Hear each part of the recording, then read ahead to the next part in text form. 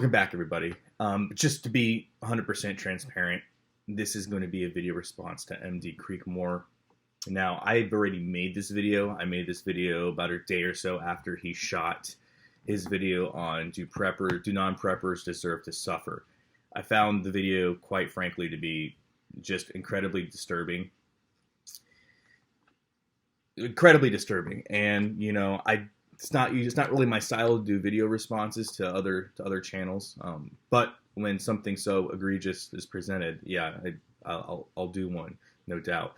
So I did reach out to him just for clarity, because I felt initially that what he was actually saying was not what he meant. I just felt that he was just maybe having a hard time articulating what it was that he, was presenting.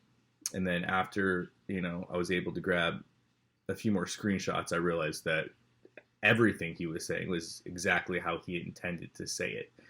And he obviously didn't respond back. I'm sure he's a busy guy that gets tons of emails. And so since it's been almost a week, it's been 5 days, I feel 110% confident in releasing this video and to do a video response to do non-preppers deserve to suffer. So what we're going to do is we're going to take his words and I'm going to give you my thoughts and opinions on them. I think that it goes to no surprise that the preparedness community is completely fractured and is completely ineffective at this point.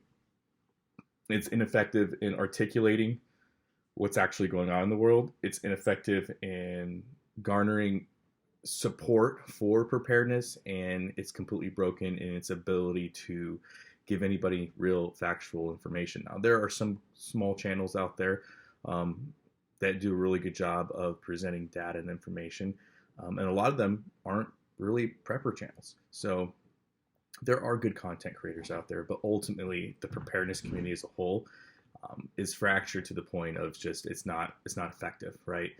There's a lot of fake nonsense going on out there. So I think that it's important for people to, if they see something that's, if you see something that's not right, you don't have to call it out. But, for me, if I see something super egregious, yeah, I have no problem saying that this is super egregious and this isn't beneficial.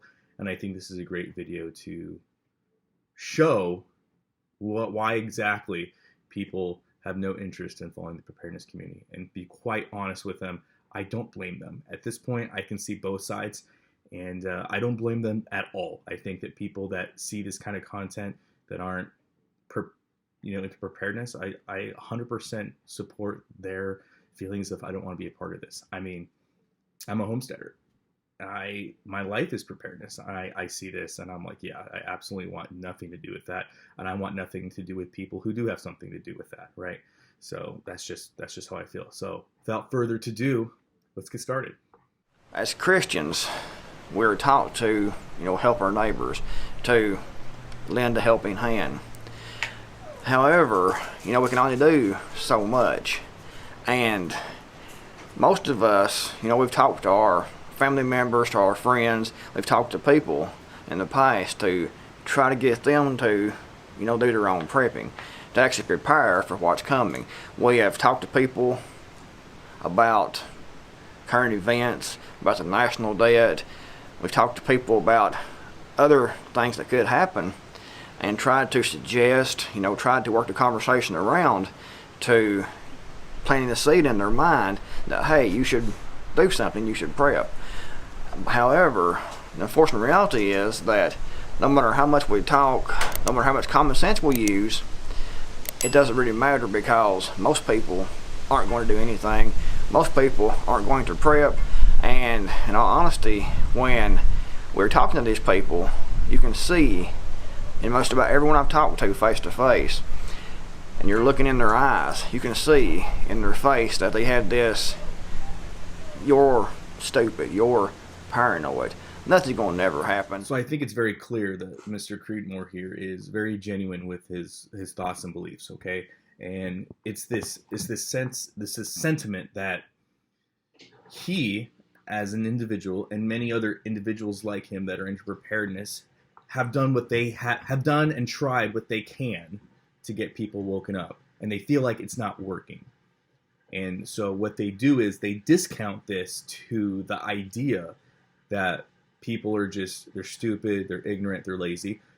And we know some people are, there's no doubt. But it's this overriding belief system that he has done such a great job in explaining why preparedness is important and doing all the things, right? And he's going to talk more about it later with his, I have a channel, I have a website, I do all this stuff, I was on Fox News, all these different things. And so he believes in his heart of hearts that he has done everything that he can to get people woken up. And if they don't wake up, then that's just because they deserve to suffer, right? They're beyond help. And I think that's a very dangerous position to take. And as we go on, this sentiment will be more and more clear, but it's very obvious that he and individuals like him, and this is going to become more evident as we go through the video, have been made fun of by non-preppers. They have been told that they were crazy. They've been mocked, and I believe that's true. I believe that he probably has went out and tried to proselytize about preparedness, and people have just told him that he's a crazy whack. I believe that's happened, and I don't think that's right. I don't think people should be making fun of other people. But at the same time, I think it's important to realize that, we see your side, but what do the other people see? Because if the other people, and I've said this numerous times, are seeing nothing but fear porn, conspiracies being lobbed at them, and being told, if you just don't get it, then you're obviously X, Y, and Z, incompetent, stupid, lazy, don't care about your family, you can see how this is going to cause dissension between, the people who are prepared and people who aren't prepared. And then when we look at it from even a more intrinsic scientific point of view, we realize that everything that these preppers in general have been talking about really haven't happened, right? People have proselytized about, we need preparedness for natural disasters, we need preparedness for things, but when something like the ice storm in Texas happens, preppers say, see, I told you.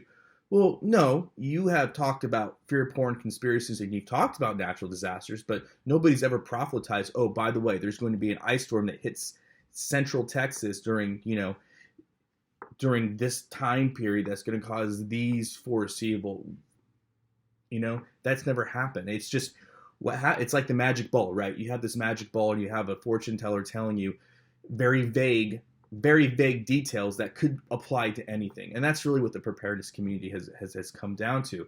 And that's not good practice for garnering people on your side. So when people see this and they immediately, have a distrust of that information, because people have a distrust of everything nowadays, does that mean that they deserve to suffer? I don't think so. And he also brought up Christianity at the very beginning. And unless I'm wrong, I can't find anything in the Bible that supports this doctrine of people deserving that suffering is deserved amongst people based upon the fact that they're not preparing the same way you do, or don't see preparedness the same way you do. I don't see where that is found biblically, right?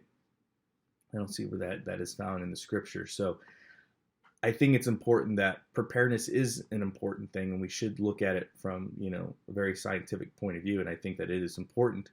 But at the same time, I also think it's important to realize that this idea that, well, if you don't prep and you suffer, well, that's your fault. And that comes down to this deep-seated anger of people of rejection, right? And I think that any feelings that come from a place of resentment probably isn't the most healthy and efficient for you. Let's look at the next clip. But unfortunately, no matter what we do, what we say, how much we try to persuade, how much common sense we use, how much facts we show these people who aren't preparing, most, probably 95 or more percent, probably more, won't never do anything. They will let it go in one ear, out the other one, and follow that back to remember that you have these preps. And if anything happens, they'll come to your house to look for a handout or even try to take what you have. So in reality, the people that have been warned, the people who have been talked to and been reasoned with, if they fail to prepare, then that is on them. And in my opinion, your opinion might be different. You might feel a different way. And if that's the case, you can put that in the comments below.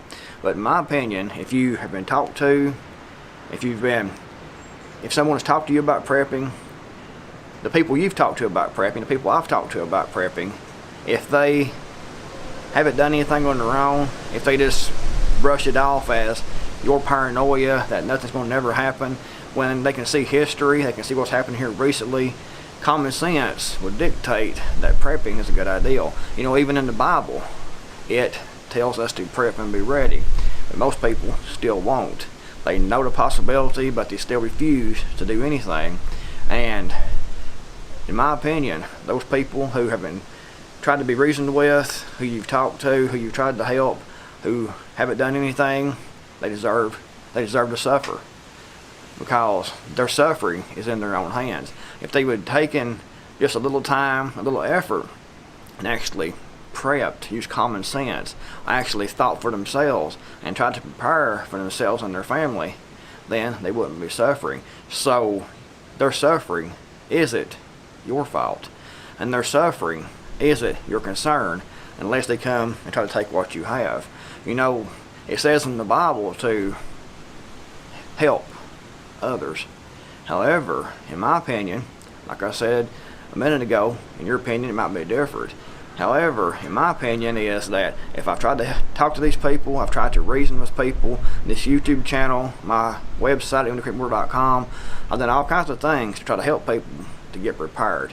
And the people who haven't taken that advice, you know, they deserve to suffer. So in this second clip, he says a lot of things that actually I do agree with, okay?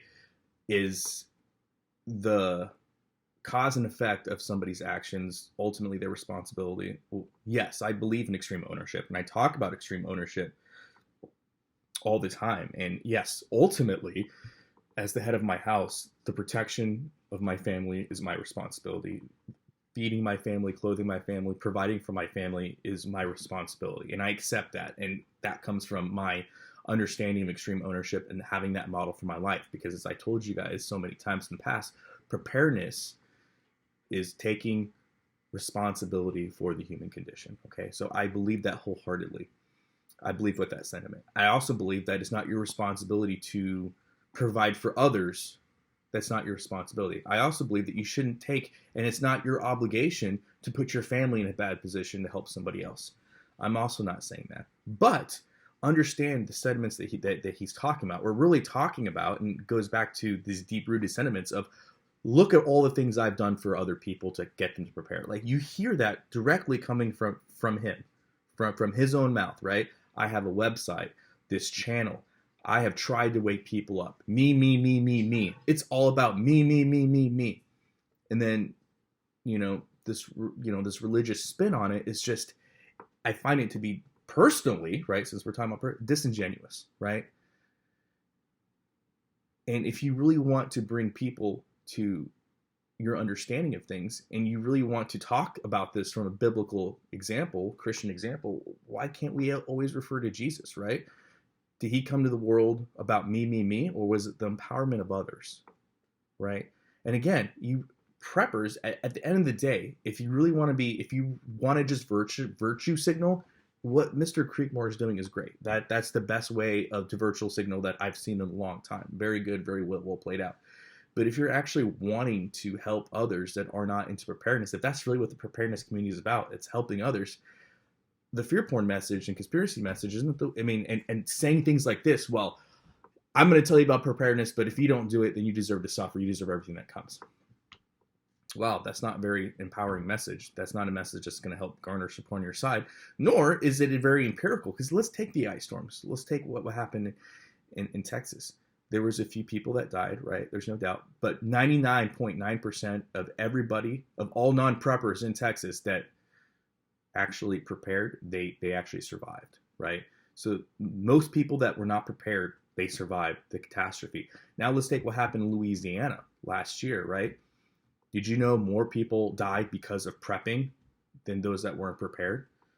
And that was from carbon monoxide poisoning, right? Majority of deaths were caused by carbon monoxide poisoning. This is something that I've talked about. So more preppers died, or people that had preps died, than non-preppers from the storm.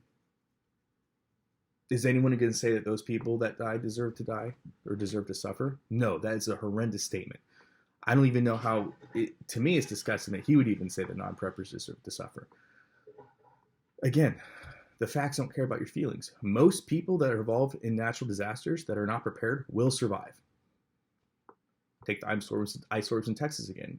Did the grandparents who tried to light a fire in their home in order to keep warm that ultimately burnt out the house, did those grandparents and did those children that died in that fire deserve to suffer? According to him, they did. Right? So I think it's important that we look at this from a very nuanced perspective. And I think it's really important that we look at this from a common sense perspective, right? I believe people should be prepared. Look at my lifestyle. I dedicate my lifestyle to preparedness. Raise my own food, grow my own produce, produce a lot of my own power, produce my own water. I do a lot here for preparedness. It's my lifestyle. I don't even have a Wi-Fi, right? I live on the frontier. And I can tell you that listening to this as somebody who has dedicated their life to preparedness, if you're a non-prepper, I don't blame you for looking at that and watching those videos and having no desire to be a part of it. I don't blame you at all. I can't even say you're wrong, because that's how damaging that message is.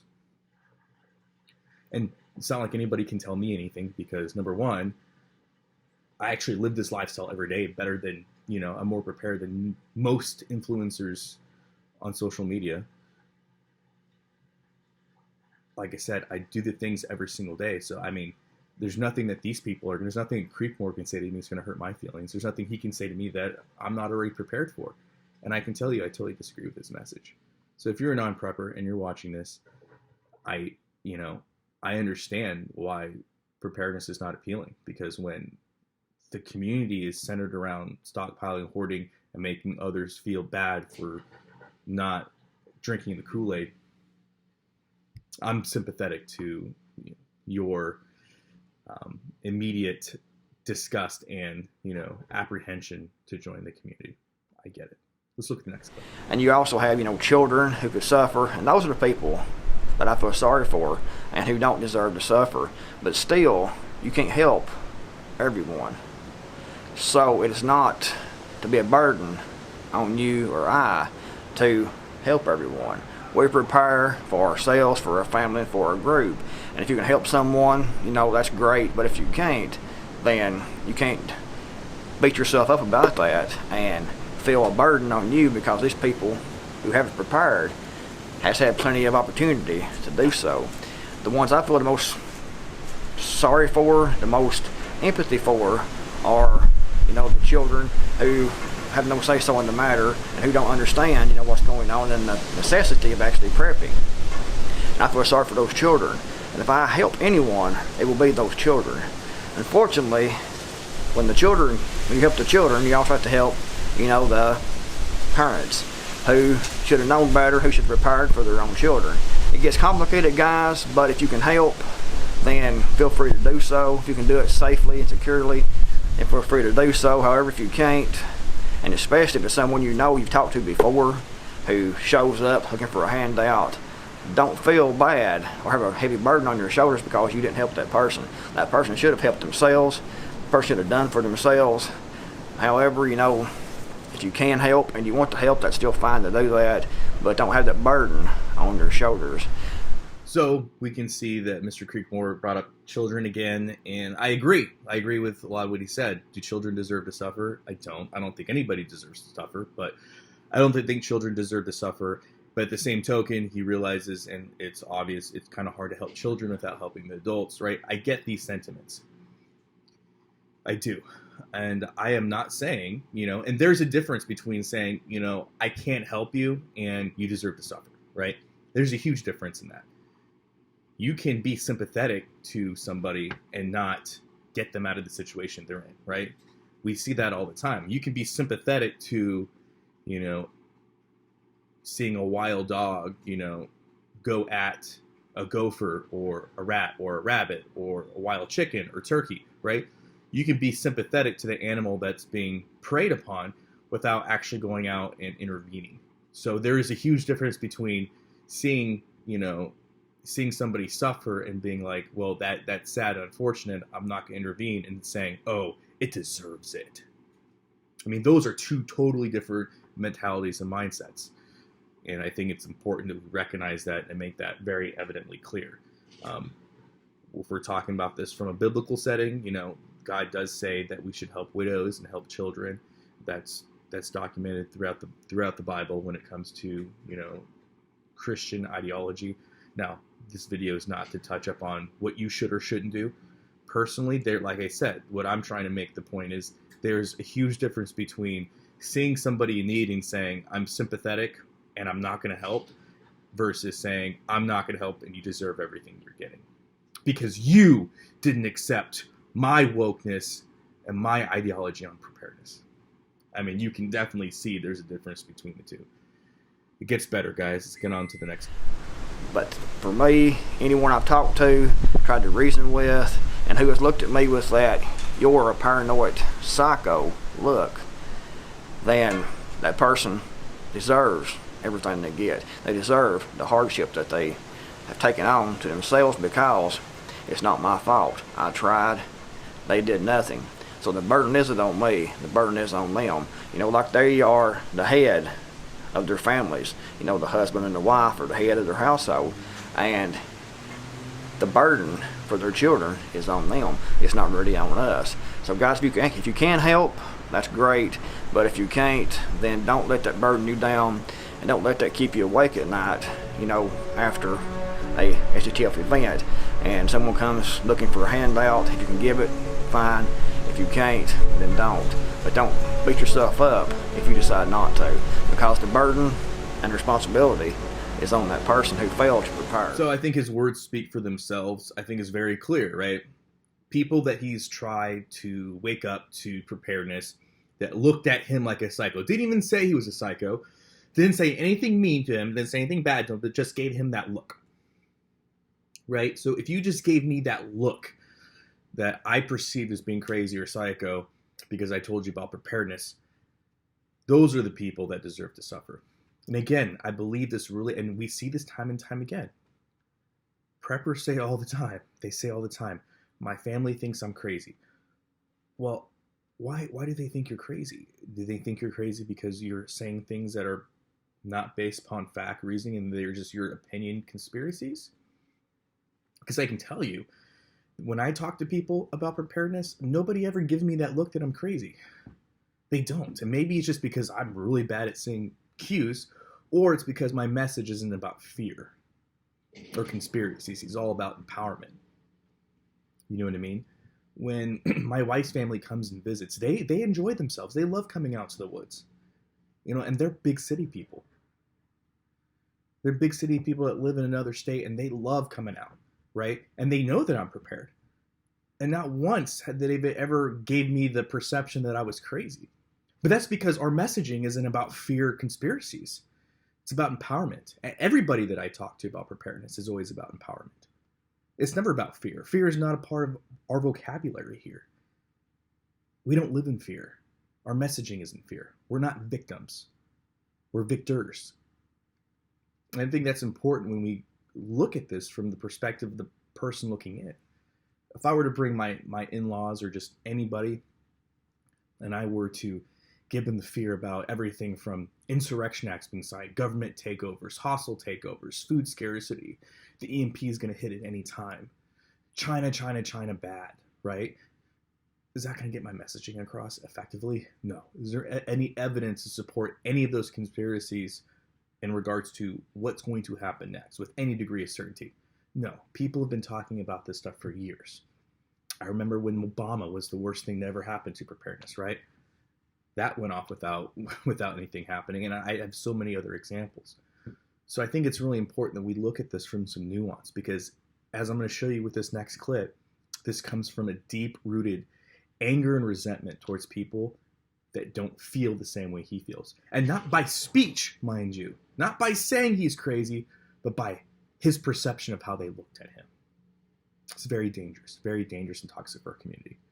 And like I said, it's not your job to be the savior. It's not my job to be the savior. I am not saying you have to help anybody.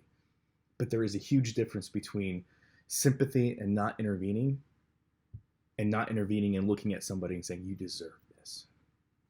Let's look at the last screen grab.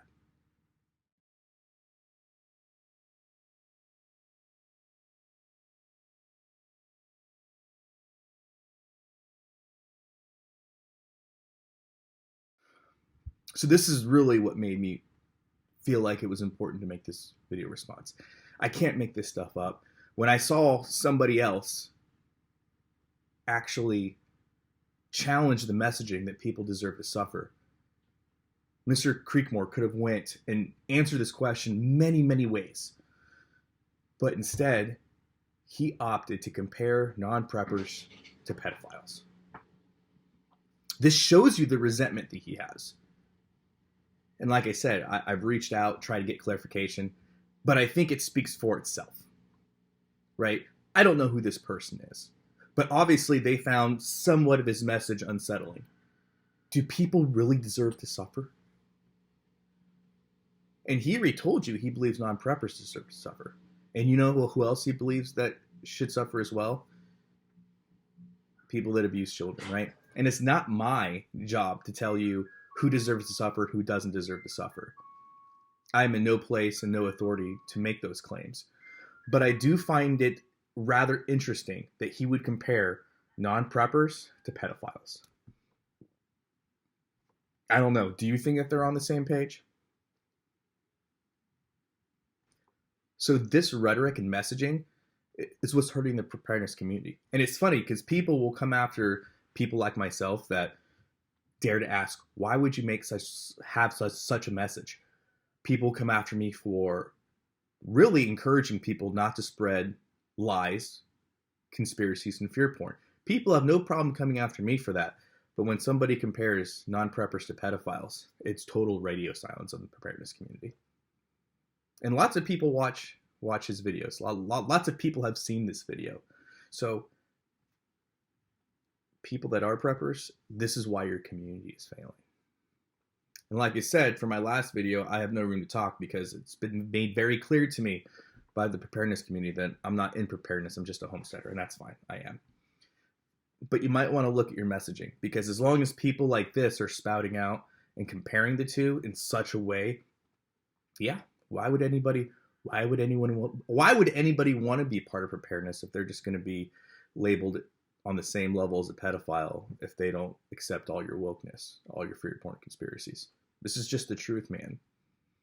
This is the truth. You can't make this shit up. Well, there you go. That's my video out to you guys. Mr. Creekmore, if you see this and you totally disagree, drop me a line. I'd love to have a respectful conversation with you. Do I disagree with a lot of the things you said in this video? Absolutely. Are there some things that I do agree with? Absolutely. And I think I made that very clear. I will leave a link to his video in the description box below. I encourage you to take a look at the video in totality and tell me what you think.